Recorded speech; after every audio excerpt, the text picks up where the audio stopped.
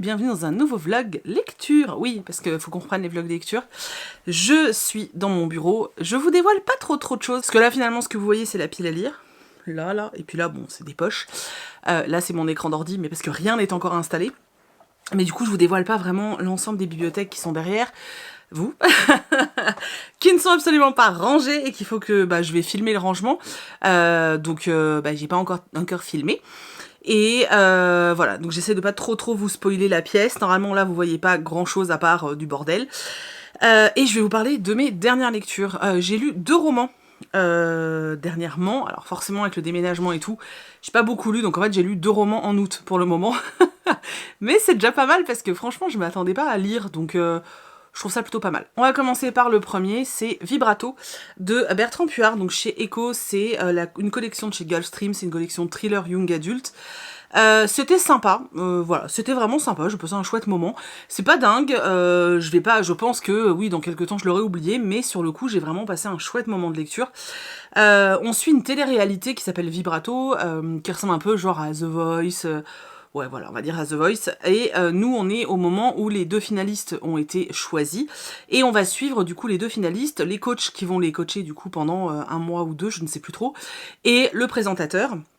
Sauf que dès le premier chapitre, on sait que le présentateur est en train de courir parce qu'il s'est pris une balle dans l'épaule et que quelqu'un essaye de l'abattre. Donc ça c'est vraiment le premier chapitre et ensuite on est dans l'émission de télé. Donc dans cette émission, en fait, on va se poser la question constamment de savoir ok, mais alors pourquoi lui, il était pourchassé? Qui a essayé de le tuer? Qu'est-ce qui se passe? Voilà, on va pendant toute l'émission en fait voir des mensonges révélés, des trahisons, plein de choses comme ça, ce qui est un peu logique, parce que les 2 jeunes qui ont été sélectionnés en demi-finale ont des particularités par rapport à leurs histoires, et puis surtout on fait revenir un vieux de la vieille, une ancienne star en fait qui se planquait un petit peu, et il revient pour participer à Vibrato pour être un des coachs, et forcément, ça va faire les choux gras de la presse, et puis on va commencer à balancer pas mal de choses sur lui, notamment sur son passé en fait. Voilà, et le but est quand même pendant tout le roman, tu cherches qui est en train de poursuivre. Je me souviens plus de son nom, présentateur. Je me souviens des finalistes, mais le présentateur, j'arrive pas à m'en souvenir. Ah, Laurent Saline, ou Salin. Voilà, donc qui en veut à ce fameux présentateur. Voilà, c'était sympa. Voilà, moi je me suis posé pas mal de questions. J'aime beaucoup tous ces romans dans ces univers-là, un peu musical. Là, c'est sur une télé-réalité, c'était assez chouette. Après, c'est assez court, donc au niveau tension, forcément c'est plus court, mais ça reste un roman très ado. Mais je trouve que ça se lit plutôt bien, et moi j'aime bien la plume de Bertrand Puart, donc c'était plutôt chouette. Et j'ai trouvé que les personnages étaient plutôt intéressants, donc c'était cool. J'ai passé un chouette moment de lecture. Je peux pas vous en dire grand chose de plus. En plus, comme c'est un thriller ado, je voudrais pas spoiler des éléments, mais c'était chouette.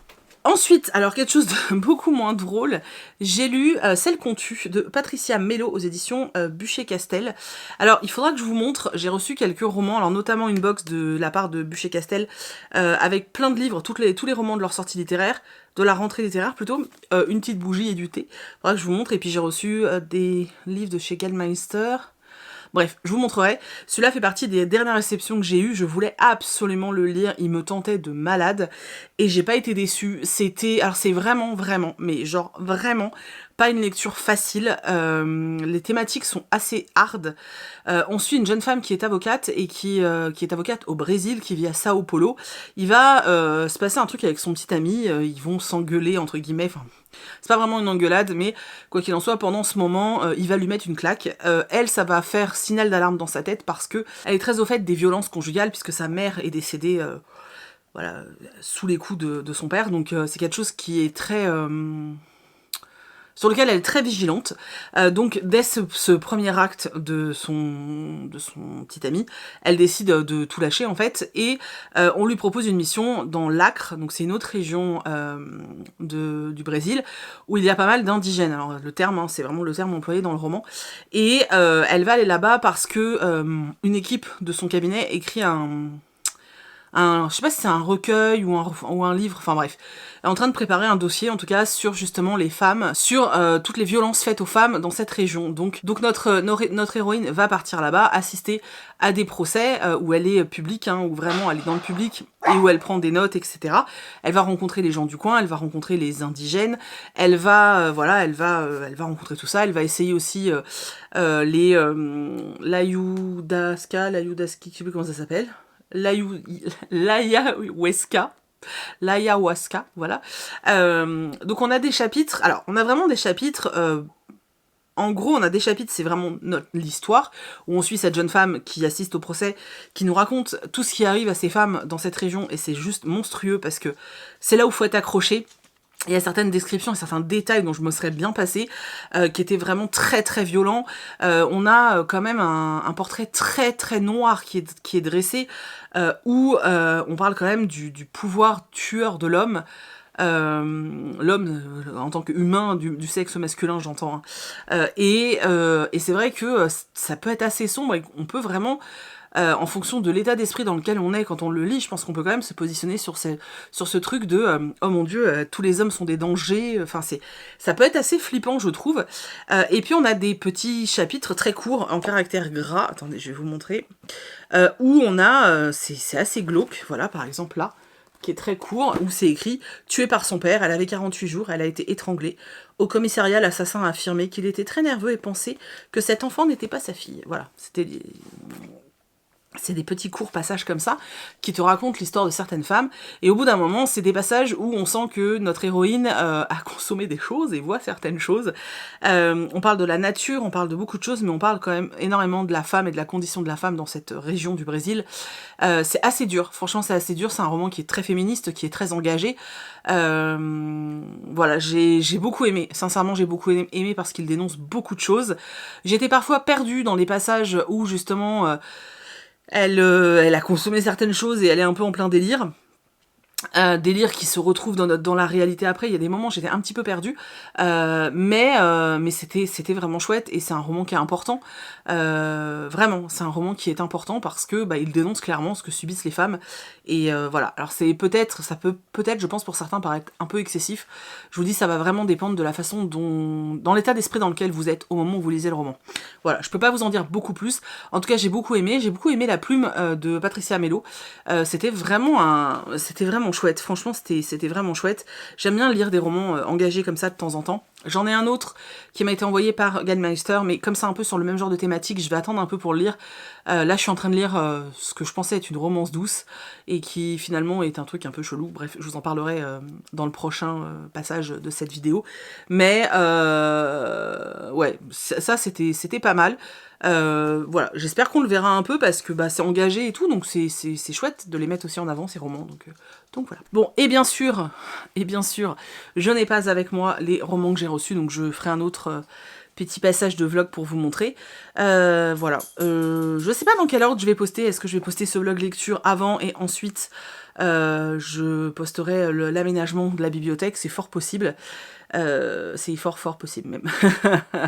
donc voilà, je vous reprendrai plus tard pour la suite de mes lectures. A plus. Les gars, même si cette lumière est dégueulasse, il faut absolument qu'on parle bouquin.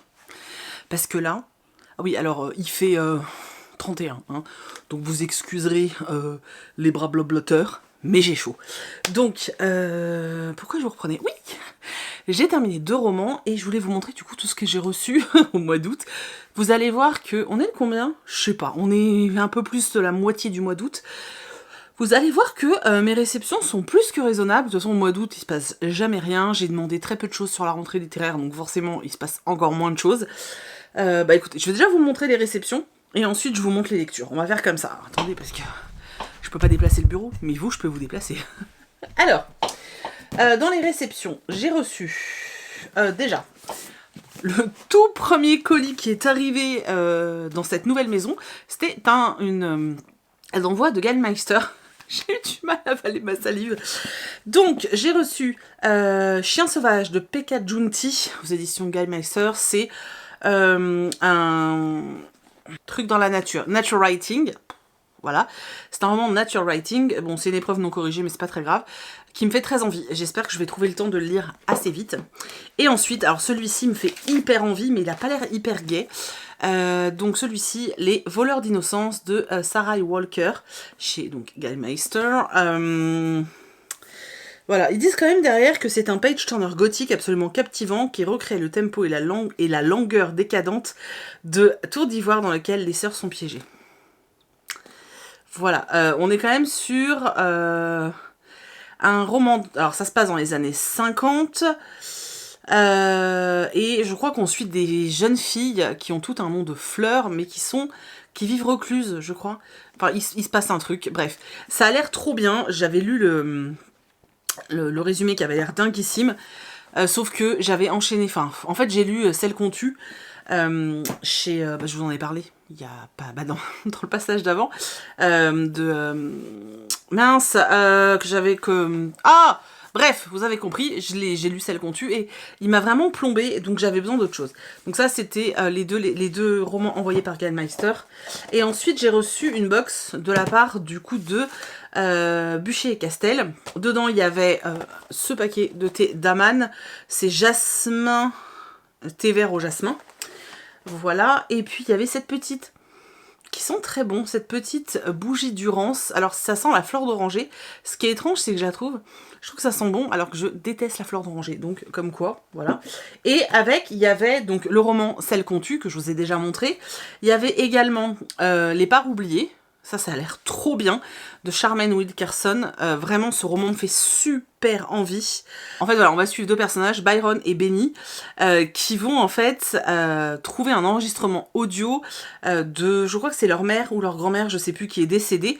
Et sur cette cassette, ils vont en fait découvrir l'histoire d'une jeune femme d'une nageuse qui est venue depuis les îles des Caraïbes, qui a dû quitter son pays contrainte et forcée, et voilà, qui est venue aux États-Unis, etc. Ça avait l'air vraiment super bien. J'ai hâte de me plonger dedans. Franchement, j'ai vraiment hâte parce que ça a l'air vachement poignant. Donc, il y avait celui-ci. Il y avait également...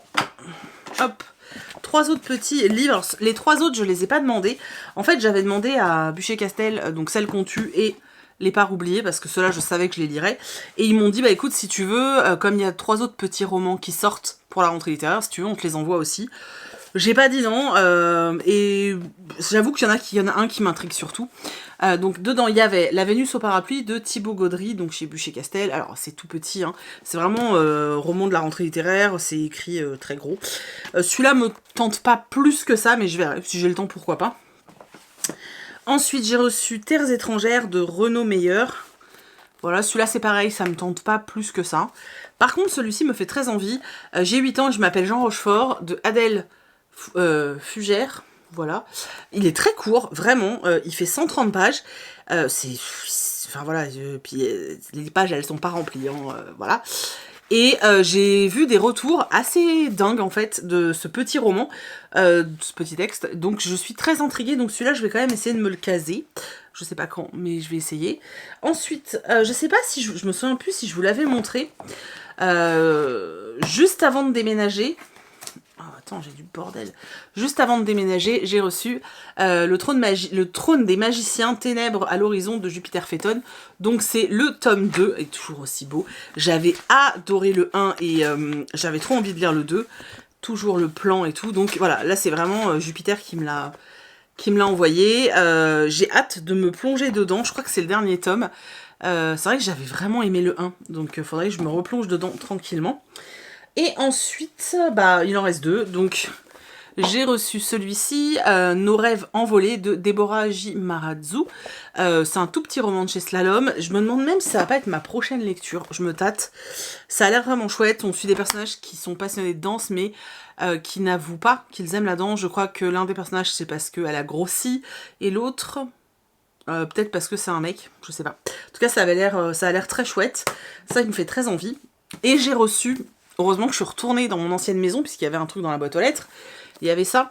Donc, Le cercle littéraire des amoureux de Jane Austen, de Nathalie Jenner, chez Hauteville. Ça me fait hyper envie. Ça, franchement, Ça a l'air trop bien. Je crois que c'est toi, Louise, de l'ivresse de lire des livres. Oh, j'arrive jamais avec ton pseudo. Pourtant, c'est pas si compliqué. Hein. D'ailleurs, je te fais un bisou. Je crois que c'est toi qui l'as lu là pendant tes vacances. Je l'ai vu passer et je crois que c'est sur ton compte Insta. Je vous mettrai son compte Insta en barre d'infos si vous voulez aller jeter un coup d'œil. Et tu disais que c'était chouette. Je crois que c'est toi. Hein. Ça a l'air super cool. Voilà, j'ai super envie de le lire. Ça a l'air trop chouette. Voilà. Donc voilà. Donc ça, c'était les réceptions donc sur tout le mois d'août. Vous voyez, par rapport à d'habitude, ça, c'était des réceptions sur 2 jours. Là, on est sur tout le mois d'août.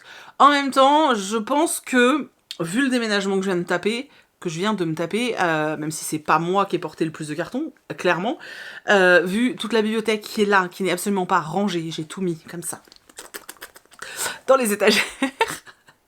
Mais surtout là, en face de moi, il y a ma pile à lire. Et autant te dire que quand je vois la taille de cette pile à lire, eh ben je me dis que c'est pas plus mal. Voilà. C'est pas plus mal tout simplement parce que il y a les deux états.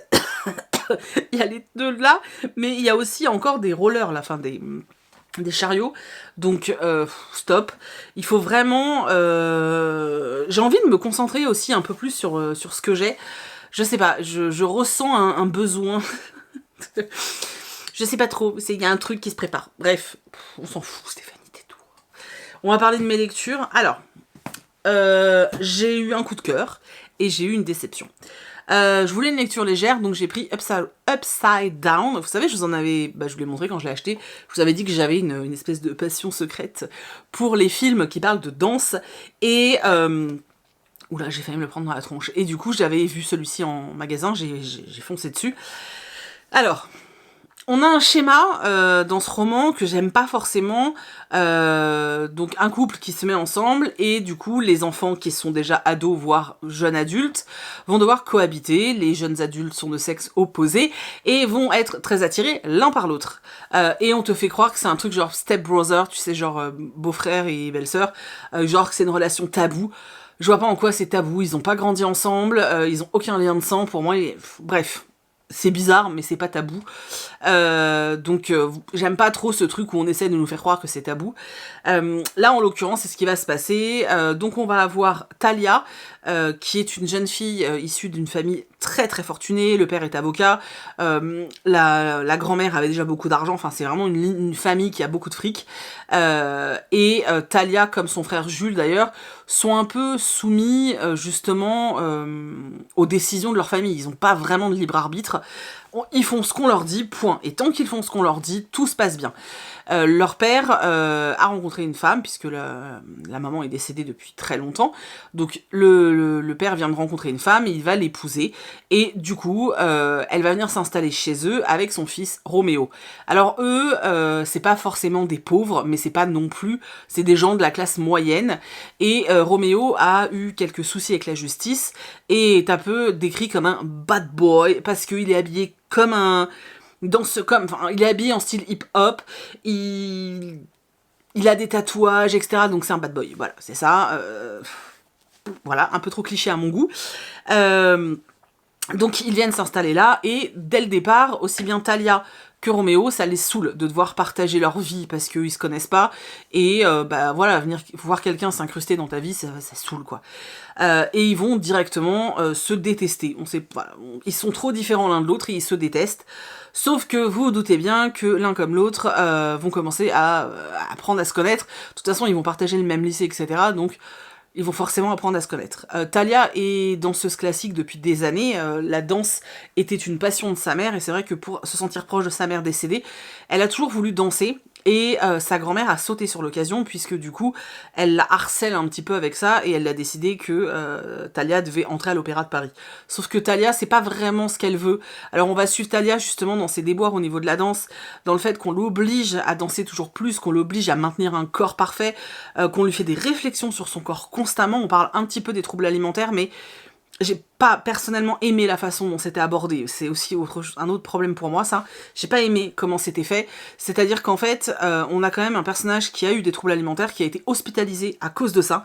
Et là, on continue à la traiter de grosse vache, etc. alors qu'elle est très menue, qu'elle est danseuse classique. Et j'ai trouvé ça hyper... je sais pas, j'ai trouvé ça bizarre, j'ai pas aimé. Roméo, lui, a aussi un passé difficile, il supporte très mal la séparation de ses parents. Il a fait de la danse hip-hop, mais il le dit hip-hop, il a fait de la danse, il en parle à personne, et finalement, Talia et Roméo vont commencer à se rapprocher, et ce qui va nouer encore plus un lien fort entre eux, c'est la danse. Voilà, ce côté-là, j'ai beaucoup aimé, mais c'était pas assez présent. On va parler d'un crew où ils vont faire des battles et tout, j'aime trop ce genre de choses, c'est exactement ce que j'aime dans les films qui parlent de danse. Mais ce qui me dérange, c'est la façon dont a été traité le sujet, c'est-à-dire qu'en fait, je trouve ça tellement dommage que qu'on ait fait une caricature de Roméo en mode c'est un bad boy, alors il est ultra vulgaire, mais il est ultra vulgaire. Dès qu'il s'agit du corps de Talia, ou dès qu'il s'agit de sexe, etc., c'est ultra vulgaire. Et je vois pas ce qu'il y a de sexy là-dedans, quoi. Et moi, ça me dérange, surtout que là, dans l'histoire, ils ont 18 ans, quoi. C'est vulgaire, la façon dont il s'adresse à elle, c'est vulgaire, la façon dont il parle du sexe, c'est vulgaire. Je déteste ça, et c'est un truc qui ne m'a pas plu. Et c'est dommage, parce que le reste était sympa, un peu long. Voilà, c'était un peu long, mais le reste aurait pu être sympa, mais ce côté-là, ah, ça m'a gonflé, vraiment, pour moi, ça a tout gâché. Après, bon, bah, le reste, ça n'aurait jamais été un coup de cœur, mais c'est vrai que ça a vachement gâché, et puis il y a eu pas mal de clichés, de choses que j'ai trouvé un petit peu trop faciles, et c'est dommage. Maintenant, pour les gens qui aiment vraiment la romance, vous allez kiffer, clairement vous allez kiffer. Donc voici le fait que les termes qui correspondent à tout ce qui peut être sexualité, etc., soit vulgaire, ne vous gênent pas, allez-y. Après, c'est un peu moins vulgaire qu'un roman adulte, enfin, où les personnages sont vraiment adultes, etc., et où le sexe est vraiment au cœur de l'histoire, mais j'ai trouvé ça quand même fort dommage, et moi ça m'a déçu ce passage-là, et je m'attendais à un petit peu mieux sur le roman, donc j'avoue que, voilà, c'était pas ouf à mon sens. Alors après, j'avais envie de... En fait, ça fait des semaines, des mois que j'ai envie de lire ce roman, et je me lance pas parce qu'à chaque fois je me dis non, là en ce moment j'ai trop de taf, je peux pas me lancer dans une brique de plus de 600 pages, surtout qu'il y a 3 tomes plus un 3,5 qui vient de sortir. Donc à chaque fois je me dis non, c'est pas le moment, c'est pas le moment. Et puis là je me suis dit, hey, tu sais quoi, t'es en vacances, enfin, entre guillemets en vacances forcées on va dire. Voilà, t'es entre guillemets en vacances. Alors oui, j'ai plein de trucs à faire dans la maison vu qu'on vient d'emménager. Mais il faut aussi que tu te détendes du slibard, Stéphanie, vas-y. Donc j'ai attaqué La Cité de Laiton. Et c'est un coup de cœur, les gars. J'ai adoré, c'était trop bien. Vraiment, j'ai trouvé, alors c'est un roman young adulte, mais que j'ai trouvé riche, développé, avec un univers vraiment chouette. Alors on n'a pas encore tout au niveau des différentes créatures, mais j'ai hâte d'en savoir encore plus, parce qu'à mon avis, ça va envoyer du pâté. Et vraiment, j'ai surkiffé ce roman, c'était trop bien. Rien que de savoir qu'il en reste 3 autres qui sont aussi gros, oh, je suis tellement heureuse. Pour tout vous dire, j'ai honte un peu, mais vous voyez là je l'ai embroché. Parce qu'au moment où je l'ai acheté, quand il est sorti, ben, je le trouvais pas en hardback. Et en fait, je l'aime tellement que celui-ci, je vais le revendre. Et j'ai acheté le hardback. Parce que je le veux en collector. Ben, je sais que je le relirai en fait. J'ai adoré. Alors, La Cité de Laiton, c'est quoi? Alors... Au début du roman, on suit une jeune fille qui s'appelle Nahari, qui vit au Caire, qui est... On va dire qu'elle est voleuse, qu'elle est magouilleuse. En gros, elle essaie de survivre comme elle peut. Elle a certaines capacités au niveau des soins. Il y a des choses un peu mystiques autour d'elle. Elle rêve d'ailleurs d'étudier la médecine, mais pour une femme, c'est assez compliqué. Mais voilà, elle doit survivre seule, donc elle fait ce qu'elle peut pour survivre. Clairement, c'est vraiment ça. Elle fait ce qu'elle peut. Elle s'est associée avec un apothicaire, donc tous les deux ils bidouillent des choses et ils bidouillent des soi-disant des soins. Hein, voilà, l'idée c'est de gagner sa croûte. Hein. À côté de ça, elle fait ce qu'on appelle je crois que c'est des aras ou un truc comme ça, donc des exorcismes. Et en fait, un jour, elle va donc faire un de ces fameux exorcismes. Et en fait, dès le départ, on sait que Nahir, elle a un pouvoir particulier, c'est-à-dire que, enfin une capacité, peu importe la langue que tu lui parles, elle comprend ce que tu lui dis. Vraiment, c'est un truc de dingue. Elle apprend instantanément, comme ça, paf, tu lui parles dans une langue, elle comprend. Et comme on est dans un univers où y a plein de langages et de dialectes différents, ça peut être hyper pratique. Et là, elle est donc en train de faire ce fameux exorcisme, et... Voilà, elle veut vraiment qu'on croie hein, qu'elle fait quelque chose de vrai. Donc, ce qui va se passer, c'est qu'en fait, elle va se mettre à parler dans une langue particulière qui est sa langue de naissance, qui est une langue qu'elle n'entend jamais nulle part, et elle comprend pas tellement pourquoi, parce que elle parle ça depuis qu'elle est petite. Nahir, elle est orpheline. Elle sait pas d'où elle vient, elle connaît pas ses parents, elle ne sait rien. On sait très peu de choses sur son passé. Et du coup, il y a juste ce langage elle maîtrise. Donc là, pendant l'exorcisme, elle parle avec ce dialecte. Bref, tout le truc se passe, elle décide de partir, et pour rentrer chez elle, pour gagner du temps, elle va traverser le cimetière, et en fait, sur le coup, elle hésite quand même, hein. Tu sens que c'est pas non plus, elle est pas super sûre d'elle. Elle va finir par traverser ce cimetière, et la jeune femme qu'elle a exorcisée va venir à sa rencontre, mais on voit bien que cette jeune femme est toujours possédée par quelque chose, quelqu'un, on sait pas trop, et un autre être étrange va arriver, et là, en fait, elle se retrouve dans un truc pas possible, elle est au milieu d'un cimetière. Il y a un djinn, des ghouls, les ghouls qui essayent de la bouffer, le djinn qui essaie de la défendre, qui lui dit oui c'est toi qui m'as appelé, pourquoi tu m'as appelé. Elle est en mode mais j'ai rien fait et tout. C'est hyper décadent parce qu'elle est vraiment en mode mais qu'est-ce qui se passe quoi. Et de là, elle va rencontrer ce djinn, ce Daeva, qui s'appelle Dara, et sa vie va être complètement chamboulée parce qu'il va lui dire que d'après lui, elle n'est pas un humain comme les autres, elle serait une naïde, et qu'elle aurait des pouvoirs de guérison, et que les naïdes ont disparu depuis très longtemps, parce ils ont tous été tués, et qu'elle est peut-être l'une des rares à exister encore, et qu'il y a d'autres créatures qui vont vouloir la tuer en fait, ou la kidnapper, ou je ne sais quoi, et qu'il faut absolument qu'elle aille dans une cité, donc la cité de laiton qui s'appelle Daevabad, et qu'il va l'emmener pour la protéger. Donc elle comprend pas ce qui se passe, mais finalement elle va suivre, et il va se passer beaucoup d'aventures tout au long de leur périple pour aller dans cette cité de laiton. À côté de ça, on suit un jeune homme qui s'appelle Ali, qui est le fils du roi justement de cette fameuse cité de laiton, et on découvre un petit peu ce qui se passe dans cette cité, qu'il existe différents peuples, que certains ont le pouvoir, que d'autres sont pas des esclaves, mais on n'est pas très loin. On te parle de magie, on te parle de pouvoir, on te parle de sang pur, de sang impur. Il y a plein de créatures, parce que je vous dis là, je vous ai parlé des djinns, des ghouls, mais on a les djinns de sang pur, les daevas, on a les chafites, on a les naïdes, enfin il y a plein de créatures, c'est beaucoup trop bien. Tout ça mélangé, saupoudré avec un univers oriental, mais hallucinant, que j'ai adoré. On a des tapis volants. Alors, on les a pas tout le long, mais on a des tapis volants. C'était beaucoup trop bien. J'ai adoré l'ambiance. Alors, ça prend son temps. Il se passe pas 50 milliards de choses, c'est 620 pages. Alors, il se passe quand même des choses, hein, parce que vraiment, voilà. Mais c'est pas bam, bam, bam, bam. Tu sais, on te noie pas sous l'action. En fait, voilà, parce qu'il n'y a pas besoin, en fait, il n'y a juste pas besoin, il faut juste se laisser submerger, se laisser, je sais pas, se laisser, j'allais dire engloutir, non mais vraiment se laisser prendre par cet univers, et mais moi j'étais tellement bien, j'ai pris mon temps, parce qu'en fait, j'ai mis 3 jours et demi pour le lire, alors 600 pages, 3 jours et demi, il y en a qui vont me dire ouais c'est pas prendre ton temps, si, parce qu'en fait j'ai pas cette façon de lire, moi vous le savez, quand j'aime ce que je lis, je peux le défoncer, je vais pas dormir jusqu'à ce que j'ai terminé, ou jusqu'à vraiment au moment où je m'endors sur le bouquin, parce que tout ce que je veux c'est être dans le bouquin. J'ai vraiment ce truc de voilà, j'ai envie de lire, et quand j'aime, et je veux rester dedans. Le truc, c'est que celui-là, j'arrêtais pas de me dire, mais non, mais t'es trop bien, prends ton temps, prends ton temps. Mais il y avait toujours ce truc, tu sais, au moment où j'allais retourner dans le bouquin, je me disais, je vais être dans l'univers, ça va être génial. J'adore les personnages, il y a des rebondissements, on sait jamais qui... j'ai pas trop envie de vous en dire, parce que vraiment, je veux pas vous spoiler, mais vraiment...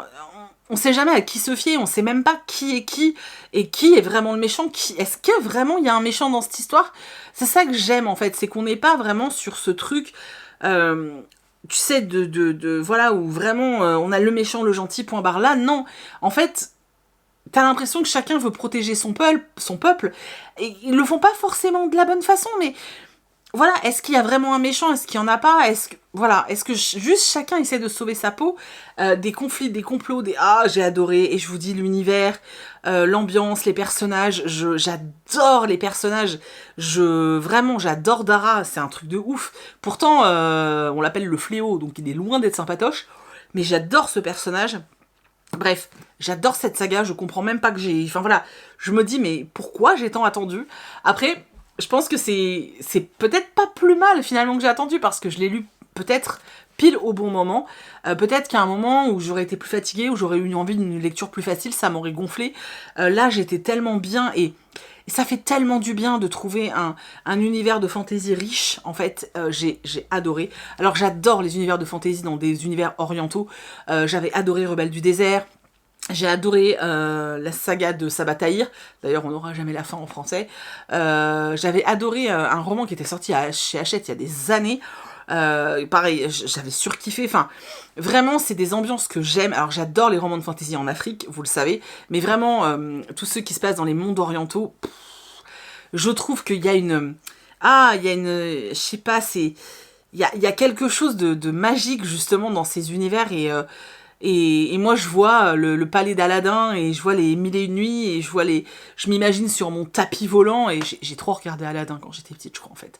Bref, j'ai adoré La Cité de Laiton. Voilà, je vous avoue que je l'ai terminé aujourd'hui, et que là, je suis en train de regarder ma palle, et que je suis limite en train de me dire... Est-ce que t'enchaînerais pas un petit peu avec le tome 2? Bah, j'ai bien envie, je vous avouerai que j'ai vraiment envie, mais j'ai peur de me... Quand c'est des pavasses comme ça de 600 pages, j'ai toujours peur de me dégoûter toute seule du roman, donc je ne sais pas. Demain, normalement, je dois recevoir celui-là en hardback, et le 2 aussi en hardback parce que je l'avais pas, et le 3,5, le petit supplément qui est sorti. Voilà, je vous prendrai vite fait demain pour vous montrer ça, parce que je pense pas que le vlog soit trop long.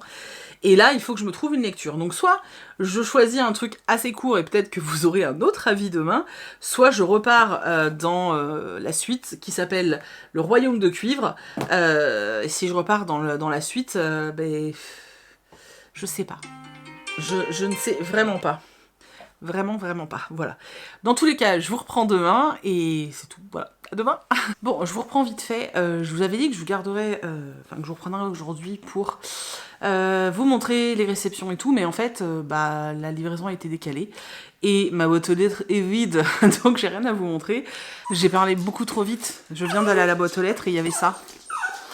Voilà, Sous le pommier de Amélie Van Eck. C'est mon seul achat de tout le mois d'août. Amélie, c'est pour toi. Donc voilà, c'est le roman d'Amélie, vous savez, je vous mets son pseudo là. Elle a un compte Bookstagram, je suis désolée, je viens de rentrer, mais Echo est surexcité. Elle a un compte Bookstagram et j'avais très envie de soutenir son initiative et sa démarche. Donc voilà, elle l'a auto-édité grâce à Librinova. Je vous ai déjà beaucoup parlé de Librinova, donc je suis très contente. J'ai hâte de découvrir ton roman, Amélie, donc voilà. Je vous en parle très bientôt parce que j'ai vraiment très envie de le lire.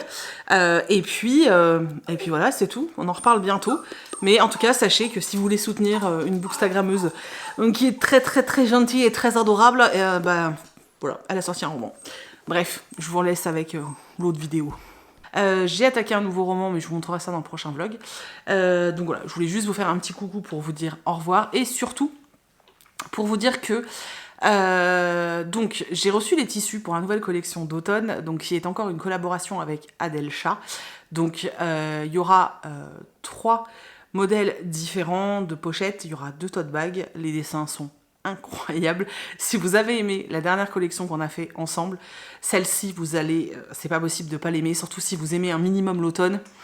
C'est de la folie, franchement les dessins sont incroyablement beaux, vraiment. Donc j'ai reçu les tissus, alors pas tous, j'ai 2 modèles qui sont déjà arrivés, bref peu importe, moi je vais commencer à coudre etc.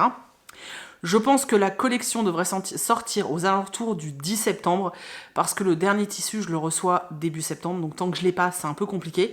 Ça devrait sortir aux alentours du 10, je pense. Les tarifs ce sont les mêmes que la dernière fois, donc voilà, j'anticipe, c'est juste parce que vous êtes plusieurs déjà à m'avoir envoyé des messages pour savoir, pour garder des sous. Donc je vous le dis, voilà, elle sera en vente aux alentours du 10. Je vais essayer de faire un max de stock avant pour que vous ayez moins d'attente que la dernière fois. Maintenant, l'attente, ça dépend toujours du nombre de commandes. Donc voilà, plus vous commandez tôt, plus vous avez de chance d'avoir votre commande de bonne heure, c'est logique. Il y aura aussi une pochette un peu bonus qui arrivera au courant du mois de septembre, qui est incroyablement belle aussi. Donc voilà, il y a de quoi faire avec la collection Adelcha. Et justement, la dernière fois, j'avais demandé à deux Instagrammeuses que j'aime beaucoup de présenter leur modèle fétiche. Et cette fois-ci, je me suis dit que ce qui serait cool, c'est d'offrir l'opportunité à certains d'entre vous de le faire. Donc je cherche pour cette collection des ambassadeurs, je mets bien des gros guillemets. En gros, qu'est-ce que c'est? En fait, je cherche juste des gens qui sont présents sur les réseaux, qui sont actifs sur les réseaux. Parce qu'avoir un compte que vous n'alimentez pas, c'est pas hyper intéressant pour moi. Mais un compte actif, alors peu importe votre nombre d'abonnés, tant que vous avez, tant que les gens ont tendance à répondre. C'est-à-dire que si vous avez 500 abonnés, mais que vous avez en moyenne 250 likes sur vos photos et des commentaires, ça m'intéresse quand même. Voilà, je suis pas en train de chercher forcément des très gros comptes, je veux juste des comptes où la communauté est active et où vous participez et où vous échangez vraiment avec les gens qui vous suivent, c'est hyper important. Voilà, le but c'est bien sûr de faire de la com, hein, donc de faire découvrir cette collection, ça m'aidera énormément. Voilà, malheureusement, j'ai essayé de calculer, etc. Cette collection-là, pour l'instant, je ne peux toujours pas rémunérer les personnes qui présentent la collection. C'est le but, hein, à la fin, de pouvoir rémunérer les gens. Pour l'instant, je peux pas, l'entreprise le supportera pas, en fait. Ou alors, sinon, moi, je fais pas de bénéfices. Donc, bon, je vais pas travailler pour rien, vous le comprenez bien. Du coup, je vais faire un beau colis, hein, pour les personnes qui seront ambassadeurs. Voilà, je ferai vraiment un joli colis. Vous aurez les personnes pourront choisir 1 à 2 produits de la collection, et je rajouterai d'autres choses bien sûr dans l'envoi, parce que je veux vraiment vous faire un joli paquet en fait. Voilà, donc je vous ai dit, au niveau du nombre d'abonnés, je suis pas hyper regardante. Je veux surtout des comptes où les gens sont engagés. Maintenant, que ce soit sur TikTok ou sur Instagram, même YouTube, peu importe, c'est vraiment ça, je m'en fiche. Qu'est-ce que j'allais dire d'autre? Voilà, donc je vous enverrai, je vous ai dit, une petite box avec des articles de la collection et d'autres petites choses. Et en gros, la seule chose que je demande, c'est que les personnes qui le reçoivent montrent la collection. Voilà, que ce soit en story, en vidéo, peu importe. Et vous pourrez faire gagner un article de la collection à votre communauté. Voilà, de toute façon, tout est expliqué dans le questionnaire, je le mets dans les commentaires. J'enverrai un mail à tout le monde, hein, que ce soit que je vous ai retenu ou pas, j'enverrai un mail. Voilà, l'idée c'est vraiment, si vous avez envie de soutenir mon travail et que vous avez envie de recevoir des articles gratuitement, voilà, c'est tout. C'est tout. Je préfère en parler ouvertement et tout, parce que je vous dis, vous savez que, vous le savez, hein, moi je gagne une partie de ma vie sur les réseaux sociaux, donc pour moi c'est logique normalement qu'il y ait une rémunération, mais c'est vrai que là pour l'instant, voilà, quand les entreprises sont un peu jeunes et tout, c'est un peu compliqué, donc on fait ce qu'on peut, mais je vous ferai vraiment un beau paquet, enfin en tout cas j'essaierai de faire un joli petit paquet. Voilà, du coup, je vous laisse répondre au questionnaire. Je regarderai ça dans la semaine et j'enverrai les mails dès que possible. Alors je dis bien dès que possible parce que j'ai un souci d'ordinateur, donc voilà, je fais comme je peux, mais vous aurez forcément une réponse. Je remercie d'avance tous ceux qui rempliront le questionnaire pour être ambassadeurs de cette collection. Je vous jure, elle va être dinguissime, je suis tellement contente. Ça me fait super plaisir de travailler avec Adèle parce qu'elle a un talent incroyable et je suis tellement amoureuse de ses dessins, c'est un truc de fou. D'ailleurs, il faut que je commande des affiches maintenant que je suis à la maison. Il y a certaines affiches que j'aimerais mettre au mur, donc il faut que je regarde ça. Bref, donc c'était juste le petit truc que je voulais rajouter dans ce vlog, donc n'hésitez pas, le questionnaire est en barre d'infos. J'espère que vous avez passé un bon moment. Il est un petit peu court, mais là c'était les lectures et j'avais pas grand chose d'autre à vous montrer. Parallèlement à ça, je tourne un autre vidéo, c'est pas français, je tourne un autre vlog qui est plus random, donc dans lequel je vous montre plus l'avancée des travaux, où je vous montre plus des bricoles qui ont un rapport avec principalement avec la déco, l'aménagement, et puis des trucs un peu de life, et des trucs un peu random. Hein. Par exemple, j'ai fait des achats dernièrement qui n'ont rien à voir avec les livres, je vais les montrer dans l'autre vidéo, qui s'appelle Encore ça déménage, mais il va falloir que je trouve un autre titre après. Voilà, donc ça, ce sera la vidéo de la semaine prochaine. Voilà, c'est tout. Il faut que j'arrête de dire parce que c'est très énervant. Je vous laisse, on va aller acheter de la salade parce qu'on crève de chaud et qu'on veut faire de la salade. Je vous fais des gros bécos et on se retrouve la semaine prochaine pour plus de vidéos. Bye bye!